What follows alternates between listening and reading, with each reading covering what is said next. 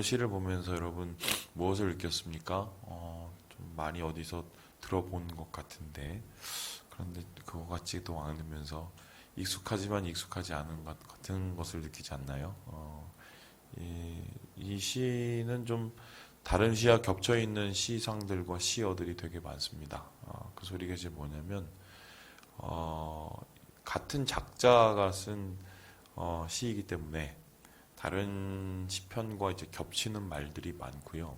그리고 이 시의 이제 독특한 구조 때문에 더욱 그런데 우리나라로 따지면은 뭐 기역, 니은, 디귿, 리을 뭐 이런 것처럼 이 히브리어도 알파벳이라는 게 있어요, 그죠? 그러면 그 알파벳에 따라서 뭐 가, 나, 다, 라 이런 식으로 첫 자를 넣고 그 첫 자에 두음을 맞춰서 지은 시가 이 알파벳이라고 그러는데 그 시가 바로 오늘 이 25편입니다. 그래서 25편은 일종의 이제 언어 유희죠. 알파벳에 따라서 이 시를 이렇게 다 진행해 나가는데 이렇게 알파벳에 따라서 시를 적지만 시인의 지금 처한 환경과 또한 시인이 이 시를 지을 때의 심경이 다 그대로 드러나요. 그렇다면은 다윗이라는 사람이 만약에 이 시를 썼다면 지금 그는 어떤 마음을 가지고 자기의 상황과 자기의 처지를 하나님 앞에 아뢰고 있을까? 우리 함께 18절의 말씀을 같이 한번 읽어보도록 하겠습니다. 18절 말씀입니다. 시작. 나의 곤고와 환난을 보시고 내 모든 죄를 사하소서. 지금 이제 시인은 곤고와 환난 속에 있었다. 이 곤고와 환난은 말 그대로 가장 큰 시인의 고난인데 이 어려움 속에 있는 이 시인이 지금 무엇 때문에 어려울까 하니까 이 뒷절에 보니까 이제 원수라는 말이 나와요. 19절에 보니까 내 원수를 보소서 그들의 수가 많고 나를 심히 미워하나이다. 그러니까 지금 다윗에게는 친구들도 있고 용사들도 있었지만 원수들도 많았죠. 항상 그래요. 일이 뭔가 잘 풀리고 상황이 좋아진다는 것은 하나님께 감사할 일이지만 또 그만큼의 또 많은 책임도 따르고 또 많은 평가도 따르기 마련입니다.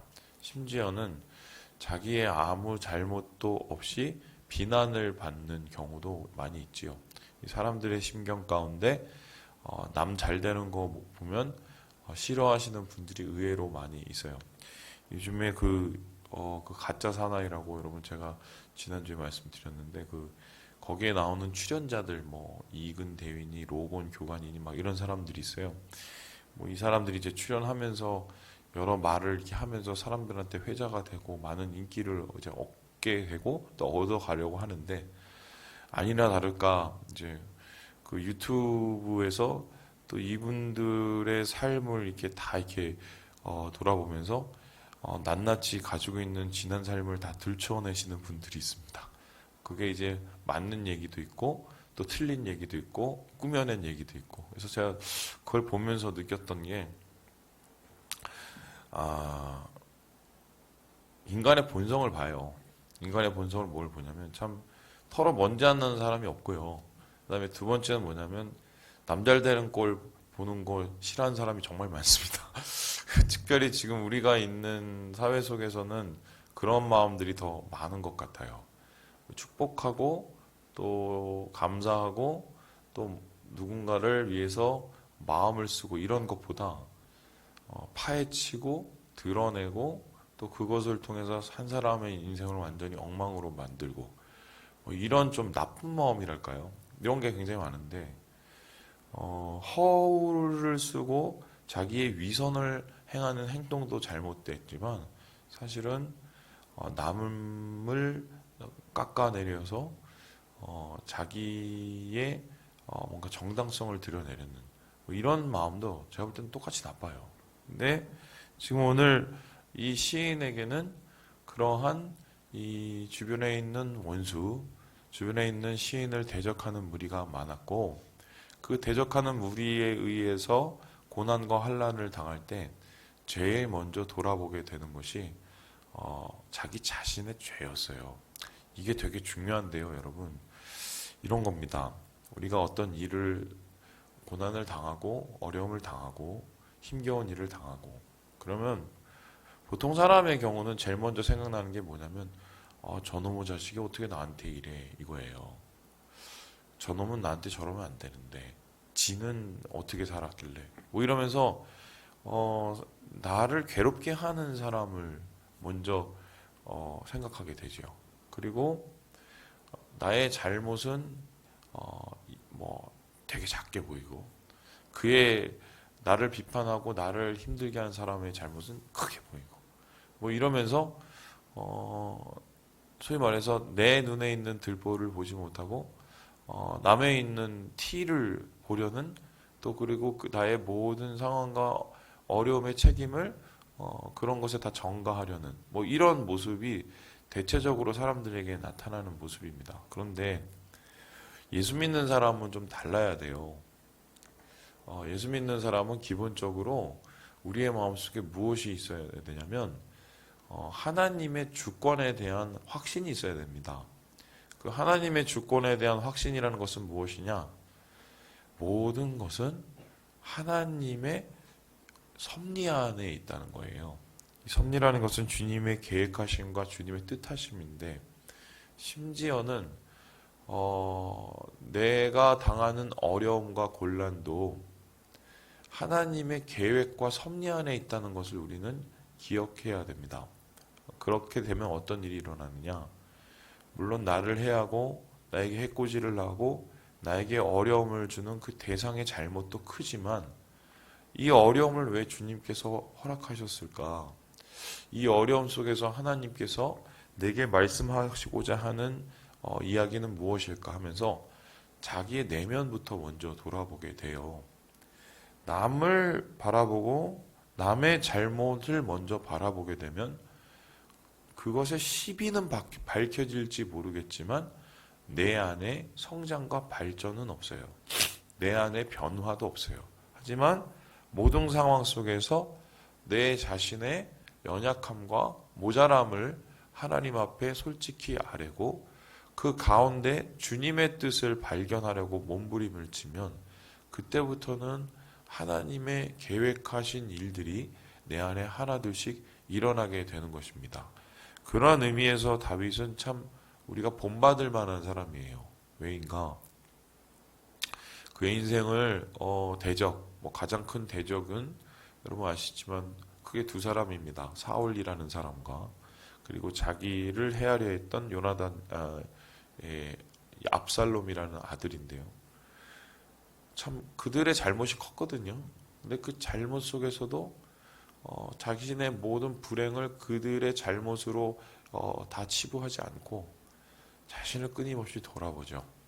죄를 돌아보고 부족함을 돌아보고 연약함을 돌아보고 이러한 자기 내면 속에서 주님의 답을 찾고자 하는 하나님의 섭리를 바라보는 그의 마음이 결론적으로 다윗을 끊임없이 하나님과의 친밀한 교제를 하는 사람으로 세워 나갔거든요.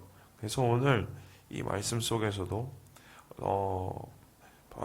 다윗은 이렇게 말을 합니다. 우리 함께 15절의 말씀 같이 한번 읽어보겠습니다. 15절입니다. 시작.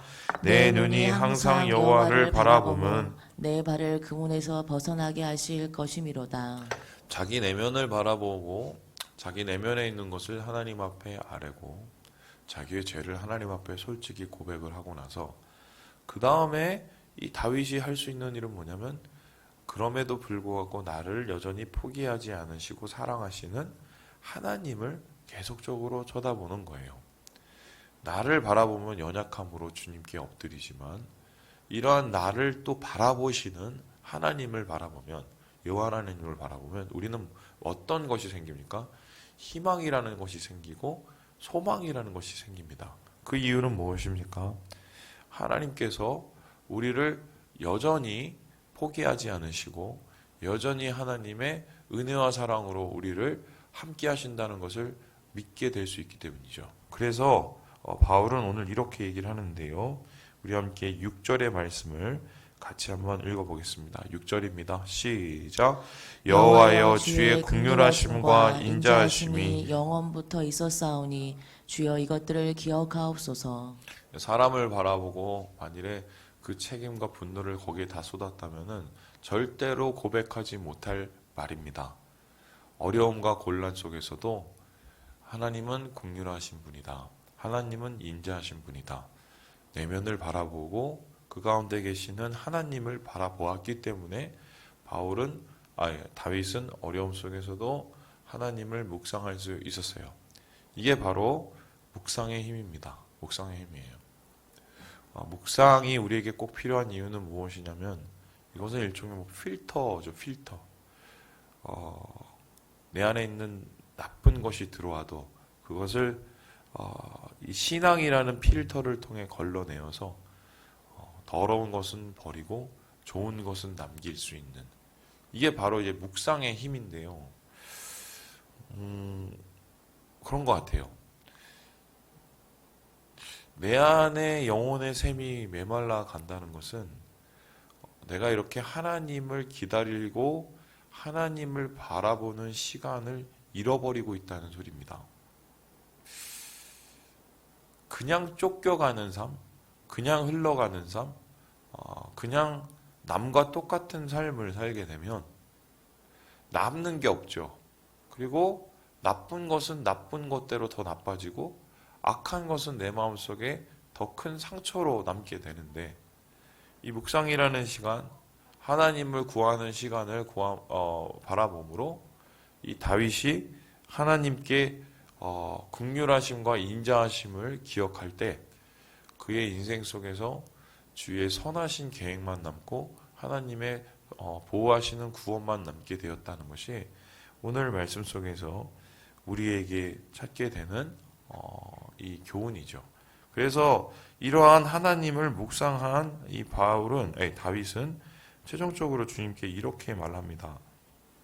우리 함께 우리 4절의 말씀을 같이 한번 읽어보겠습니다. 4절의 말씀입니다. 시작.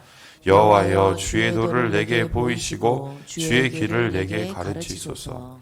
5절에 보니까 지도해달라고, 교훈해달라고, 기다리겠다고 말합니다. 뿐만 아니라 9절에 보니까 정의로 가르치시고 또한 지도해달라고 말합니다. 묵상의 끝이죠. 보세요. 하나님, 나는 죄인입니다. 자기 자신을 돌아보죠. 그럼에도 불구하고 하나님은 긍휼이 많으신 인자하신 하나님이시다. 하나님을 바라보죠. 그러면서 하나님의 은혜를 경험하고 뭐랍니까? 그러니 하나님 나를 가르치시고 구원하시고 인도해 주세요. 그리고 하나님의 뜻을 구하고 하나님의 뜻을 따르기 위해서 하나님께 자기의 영혼을 맡겨드립니다. 이게 묵상이에요. 사실 묵상은 이렇게 하는 거예요. 하나님, 말씀 앞에서, 곤란 앞에서, 어려움 앞에서 참 나는 모자란 사람입니다. 내 자신의 연약함을 인정하고, 그럼에도 주님은 나를 사랑하시는 긍휼의 하나님, 내게 뜻을 보이시고 나의 오늘을 인도하소서. 이러면서 순간순간 하나님의 지도하심과 인도하심을 바라보면서 하루하루의 한 시간 시간의 삶을 살다 보면 진짜 하나님께서 역사하시는 손길들이 느껴지게 돼요.